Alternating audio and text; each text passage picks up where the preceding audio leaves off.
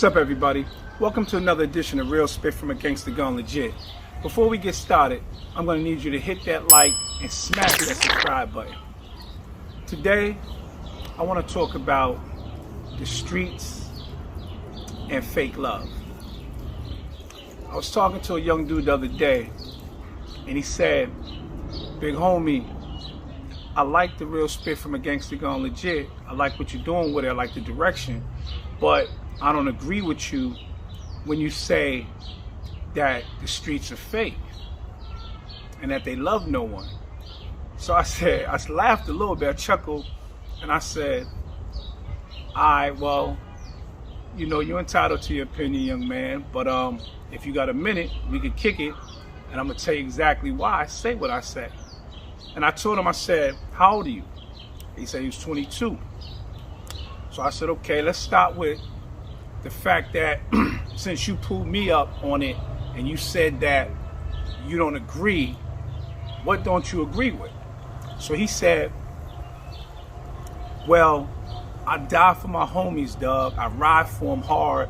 Like where we from, we get it in and we hold each other down. That's a love that, you know, I ain't never had before.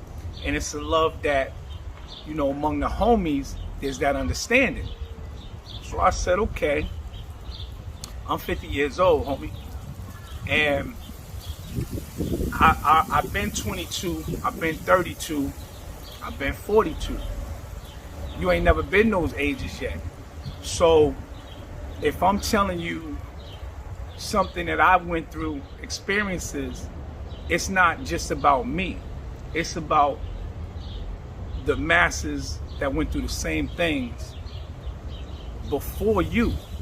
And what I tried to show him was that the game don't change, just the players, you know, and that when I say, because I'm not the only one, I didn't coin that phrase. I didn't make that up. That's something that any OG or anybody who's already in the streets before know through experience, that these streets, they're not fair. They don't play for real. Like it's misleading. They'll let you think they love you.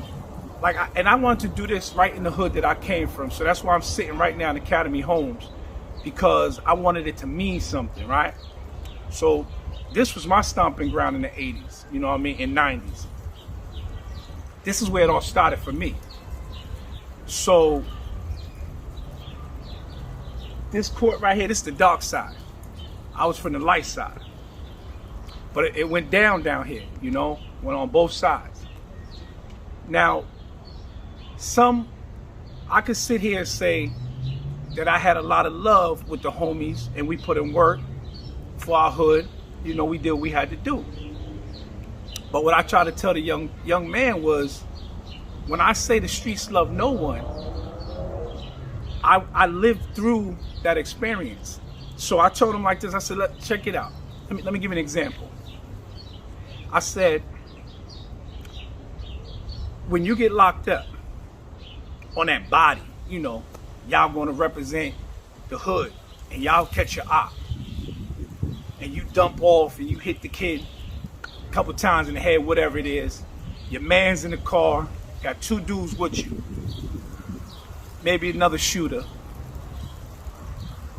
Before that case gets to trial, let's make it even better. You got three dudes with you.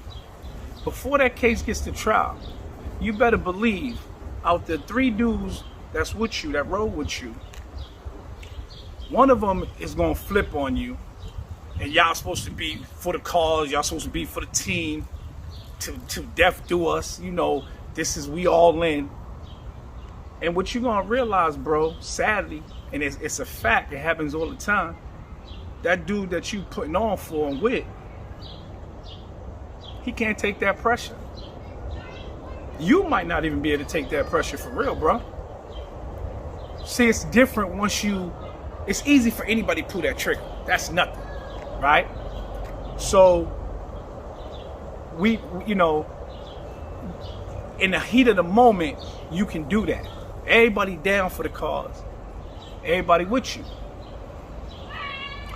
But the example I showed him was, out of those 3 people that you ride with, one of them is going to turn to an informant. Okay? This is what you all getting back. Y'all get caught on this now. And you get caught because, of course, someone run their mouth from the beginning, right? So one of them's going to rat on you. You get locked up. Now y'all still holding the block down. You know, you're set, your gang. And you inside now, you locked up in the county, waiting trial. Now here's where you're going to see the love changes. And that love that you thought was so real from the hood and from these streets, you're going to see it start falling apart. Case in point. First of all, the homies ain't sending no pink slips. That's not happening. So the money orders from the block, where your mans and them is out there and they getting their money, they not sending them to you, bro. They forgetting about you now. You locked up, but you supposed to be in there, you holding it down. You know, you just knocked out little squirt from such and such, and you had to fight with Peanut over here, and you holding the block down. So, you know, it's only right that your homies send you those pink slips, you know. But that's not what you're gonna come. That's not what's gonna happen. What's gonna happen is you're gonna be faced with the reality that this shit ain't real. Bottom line, no matter how you look at it. So what I try to tell the young homie was simple. I said, bruh, now you're inside. Y'all caught the body. Your man done turned informant. Now it's 2 of y'all riding. 2 more with you, right? Y'all riding. Now, you might be the one with the money. So they might look at you to be the one to hold them down. Y'all homies, okay, cool. But what happens after 6 months, a year? You know, some murder trials, you gotta sit 2-3 years. So what happens in this time when you start realizing that the dudes that you was putting on for turning their back on you, bro? That's part of the game. It happens all the time. This ain't my crew that does this. This ain't me speculating. This is fact, bro. This happens all over the country every single day. This is real. So when I say love, street love is fake, it's because we're misled to believe that this block, this right here, this hood loves us. Okay, man, listen, we don't own this. We ride for it and we put it on our backs. And we put on for our city and our hood. And the reality is, they don't give a fuck about you, dog. Once you inside and you catch that body, and you looking at these numbers, these letters actually, them homies ain't the same homies, bro. So now he's starting to listen a little bit. He's like, nah, but big bro, you know, that might have happened with your team, but my team's solid, man. We don't do that. And like I told him in the beginning, I said, bro, this ain't about my team. Because on some real, I do have quite a few real soldiers that was on the same team. And even today, as grown-ass men, would be, if anything ever happened and had to call on, that's who you know you can call on and trust. You will have 1 or 2 homies like that. Granted, everybody got it. But what I'm trying to point out is overall, that street love is fake. So we get to chopping a little further, and he's like, all right, so let's say that does happen. Yo, one of my homies do that, man. You know, I'm gonna step to him, I'm gonna bust his shit. That's not the answer, bro.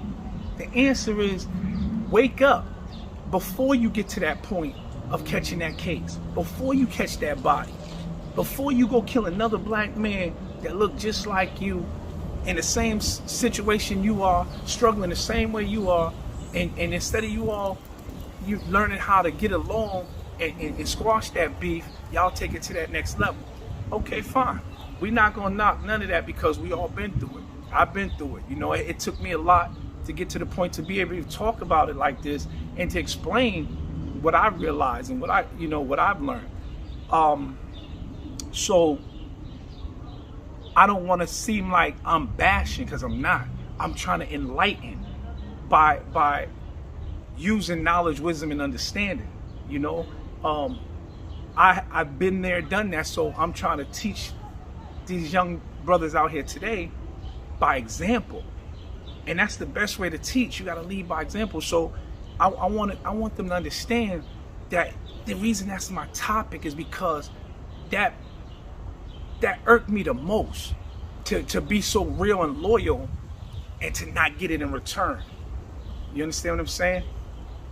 So, you know, he started loosening up a little bit, and he's like, all right, so homie, let's say you are right. Which I'm gonna argue that point regardless. I said, nah, bro, I am right. So he said, all right, if you are right, he said, but that's just one situation. I said, nah, bro, hold up.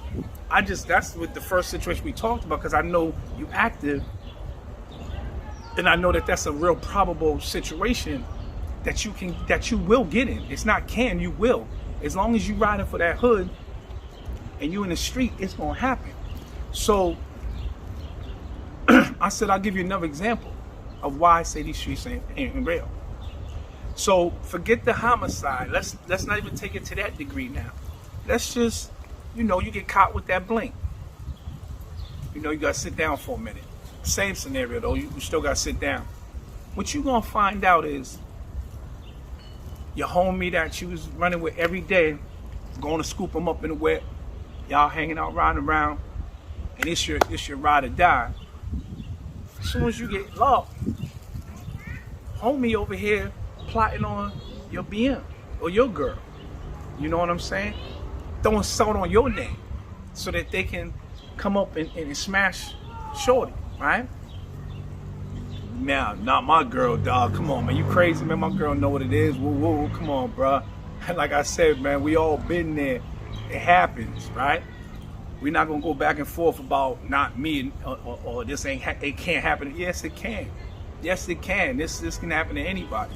So once you just get to the point where you realize and understand that when I say the streets love no one, it's universal, bro. It's on all levels. It's not just talking about if you catch a body and fall. This is about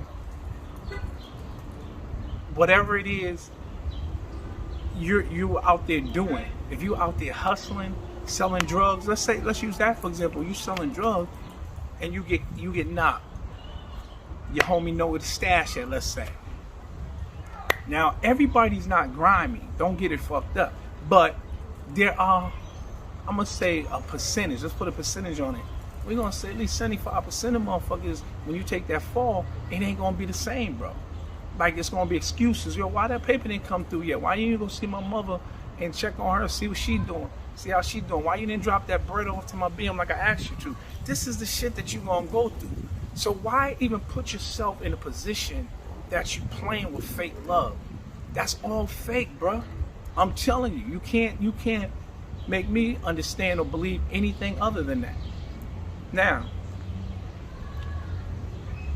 Shorty says, "Oh, gee, I like the series, man. I do. I like the message and all that. But you older dudes, man, y'all got us fucked up. Come on, man.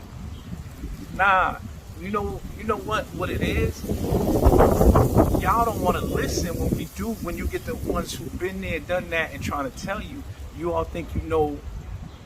You got the blueprint, and that you think you know it's not gonna touch you. It's not gonna affect you. Yeah, little man got hit by the feds and picked up, but it's not gonna happen to me. Nah, bruh, the game don't change.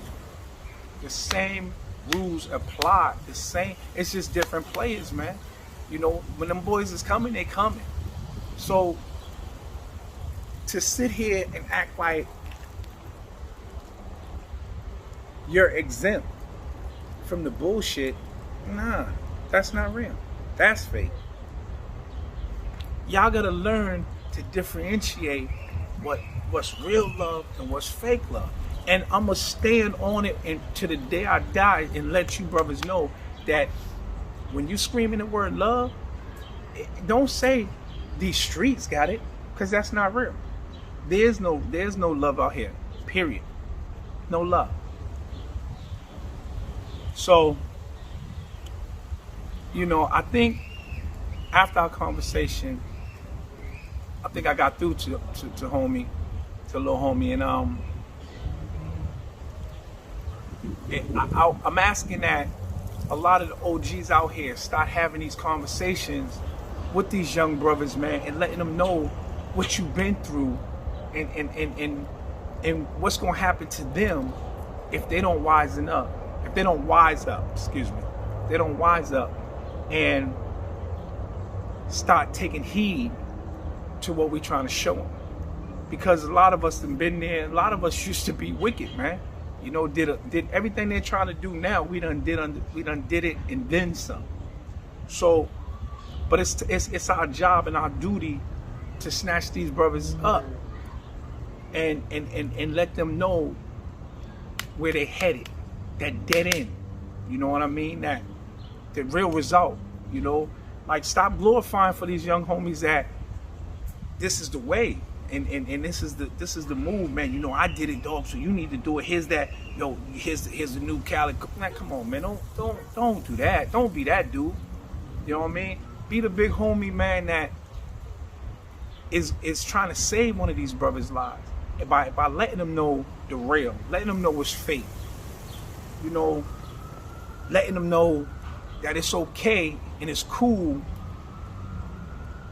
to have to put dye on your face. You know what I mean? Because you done made it to 50 years old. You see what I'm saying? Like, you couldn't tell me I was going to see this age. Not coming from where I came from, right here, Academy Homes. There was no way I believed that I was going to live beyond 18. You understand? But with God's blessing, I did. And let me be real about something else that a lot of people don't realize. Prison saves a lot of motherfuckers. You understand what I'm saying? Like, I'm alive because I went to prison. I've been in and out of jail for 16 years. So I know for a fact that definitely saved me from catching a homicide. Well, no, let me take that back, because definitely caught those. But it saved me from probably getting a life sentence, let's say that. And from getting killed. There's no ifs, ands about that. But no matter what good came out of it, it's still not the move. We gotta stop letting these brothers think that by them leaving their mothers, leaving their kids, that, you know, even if it's just for a year, a day in prison is too much time. And it's sucker shit. That's just, I'm gonna call it what it is. It's sucker shit. It's not cool. What's cool, brothers? Real talk. Out here grinding, man, to get yours. Working, hustling, whatever it is you gotta do. But this gunplay, that shit gotta stop. There's nothing cool about that. That's self-destruction, and it's not gonna get you to see your 50th birthday. It's not gonna get some of you to see your 21st and your 25th. Like, those are milestones. Those are big days. You know, all my 20s was locked up. You know, I think I might have been out 2 years in my 20s. You know, if you take heed and start listening now, you don't have to repeat the same cycle that your father went through, your uncles, your older brothers, you know, your cousins. You don't have to do that, man. So for the young brother out there, the young gangbanger, the young drug dealer, the young street nigga that's just about it, shoot 'em up, bang bang, nigga, just mad at the world. Talking to you, dog. It's time to shop in this, man. Use this. This is the killer right here. This is what, man, the power right here, bro. Learn to use this, and you'll see that the opportunities in life will start coming your way. Better things, you know. It's time for us to put them guns down, man, for real, and start moving different. You know, we all know what the outcome is with us repping that blood, that Crip, the GDs, the disciples, the vice lords, P Stones. What I don't want to forget nobody. What do I want to say? Oh man, I know I'm forgetting the Spanish gang. Wow. Well, anyway, I'll get back to that because I can't think of it on the top of my head. But my point is, there's more to life, man. And what's gangster, for real, is that dude that's driving that UPS truck, that dude that's delivering your mail, that dude that's working in that overnight shipping and receiving, you know, the dude that's coming home and just taking care of his babies, man, looking out for his mother, man. You know, that's gangster. That's a real man, you know. And I'm glad today that I understand what it is, because man, you couldn't tell me nothing. I thought anybody coming out this block right here, man, we got a reputation of being able to be by ourselves and put in work. You know, we